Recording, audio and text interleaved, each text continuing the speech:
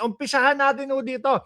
Umpisang-umpisa, pampasikip ng dibdib ng mga DDS. Ma'am Neng Gigi, Joel Q, at Ardayan. At sino pa? Si Viola G, Ardayan, at Shiro Kansaki, BG Badjola, Annalisa Oso. Game muna.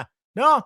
Ano ang inaatupag ng ating presidente? Direktang pakikipag-ugnayan ng Pangulo, mga bossing. Pero alam na ho natin yan. Di ba? Talagang ang ating Pangulo na si Pangulong Bongbong Marcos rumerekta, dumidiretso doon sa mga kapwa nating Pilipino. No, hindi mahirap lapitan, hindi mahirap hagilapin po. Kaso yung mga DDS, anak ng putik na yung mga yan, no? Puro gawa ng istorya. Kesyo wala ang presidente, kesyo puro laboy daw ang presidente. Pero ang totoo, sino ang unang naglalaboy? Ma'am Chris Rose. Di ba yung vice-presidente? Naku, birthday pala ni Shiro Kansaki ngayon. Sandali ho, mga kababayan, no? Putulin muna natin.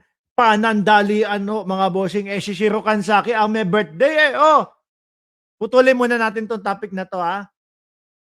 Buong Mark Ramos family, buong Team MR ay bumabati po ng napakaligayang kaarawan, mga boss G Pamoser, dito po sa walang sawang sumusuporta po, mga kababayan, no? Sa Team MR, wala pong iba kundi si Shiro. Naku, napaka-special ng pagbati ko sa iyo.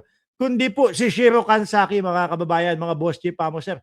Ito ang wish namin sa iyo. Mabuhay ka hanggang gusto mo. Kaming lahat patay na, ikaw buhay pa. O bahala ka sa buhay mo. Problema mo na yun kung paano mo tatapusin yung buhay mo, no?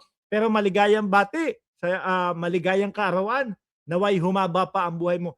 At maraming salamat sa laging pagsuporta dito sa Mark Ramos Channel. Game na, mga kababayan! Sa mga naghahanap. Parang ang init ng ulo ni Mark Ramos, ano? Sa mga naghahanap po sa ating Pangulo at naghahagilap kung ano ang proyekto, ano ang pinaggagawa ni Pangulong Bongbong Marcos, ayan po, isaksak nyo sa baga nyo, mga DDS. Personal na nakikipag-usap ang Pangulo sa mga doktor upang marinig ang kanilang mga karanasan at mga pangangailangan. Hindi yung kulang-kulang. No, hindi parang nung pandemic ho, mga boss ni Pamoser. Ito si Pangulong Bongbong Marcos, ang mismong bumababa, sumasama sa mga karaban, sumasama sa mga offline paggamot. At hindi lang yan, no? Ito pa ho, bukod sa pakikipag-usap na sa mga doktor kung ano yung mga kailangan ng mga pasyente, pati po yung pagbibigay sa pasyente ng transport vehicle. Papunta at pauwi, sagot ng gobyerno. 2 patient transport vehicle ang ipinagkaloob upang mapabuti ang emergency response. Mas mabilis ho, mga kababayan. Di po ba? Hindi yung teka-teka lang. Ayan may patunay, may resibo, may ebidensya. Kaya yung mga walang ibang ginawa kundi siraan si Pangulong Bongbong Marcos, belat na lang kayo. No? Yung mga DDS na walang iba kundi siraan si Pangulong Bongbong Marcos, mamatay kayo sa inggit. Mas mabilis na responde sa pasyente. Correct. Di po ba? Pati mga ambulansya po, mga kababayan. Bakit eto naman agad?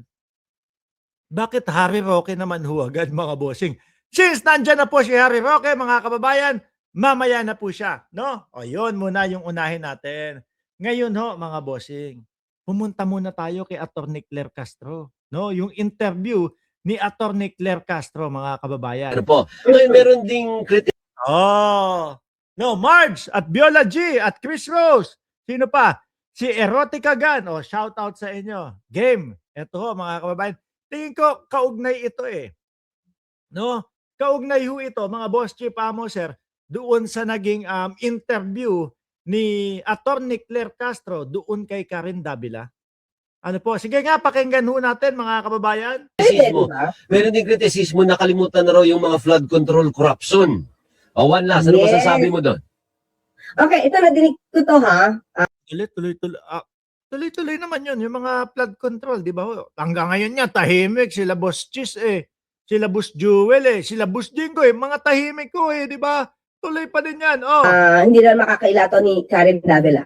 Narinig ko sa interview niya with Toby Chanco na sinabi kasi na, di ba, pinag-usapan dito yung 1 million sure siya na mapapanagot ng Vice Presidente ang mga sangkot sa flood control. 1 million %. Oh. Naalala nyo yun? Yung si Toby Chanco? Si Mr. 1 million % daw ho, mga kababayan. At ang sinabi niya dito, sinabi ni Toby Chanco, 1 million % hindi nila maaareglo ang Vice Presidente. O baka naman most likely o more likely ang Vice Presidente ang aareglo. Dahil dito sa mga kinakaharap na impeachment ho. Baliktad po yata si Boss 1 million percent. So, after that, sinabi yata ni Karen Davila, nanood naman ako, alam ko naman to, na ngayon, sa panahon ngayon, kinalimutan na, no? Ng gobyerno yung flood control. So, that's an irresponsible statement. Okay. Unang-una, laging nagre-report, di ba?